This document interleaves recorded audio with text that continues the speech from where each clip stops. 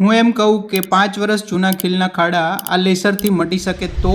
ખીલના ખાડા જેમ કે box scar, rolling scar, ice pick scar એ બધા ત્વચાની ઊંડાઈમાં હોય છે. ક્રીમ બહારથી ત્યાં સુધી પહોંચી ના શકે એટલે અંદરથી રિપેર કરવું એ જ એનો એક ઉપાય છે. ફ્રેક્શનલ CO2 લેઝર ત્વચા ઉપર હજારો સૂક્ષ્મ બીમ દ્વારા કંટ્રોલ્ડ ઇન્જરી કરે છે, જે ત્વચાને રિપેર મોડમાં નાખે છે અને ન્યૂ કોલાજન પ્રોડક્શન કરે છે, જેનાથી ખીલના ખાડા ભરાય છે. 30 મિનિટ માટે નમિંગ ક્રીમ લગાવ્યા બાદ 20 થી 30 મિનિટ માટેની પ્રોસિજર, ત્યારબાદ ઘરે જઈ શકો.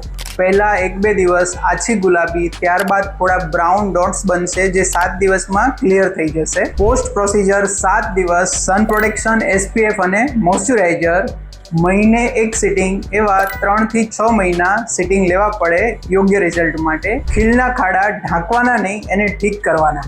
આ વિડીયોને સેવ કરો અને શેર કરો and comment lesser to know more about this.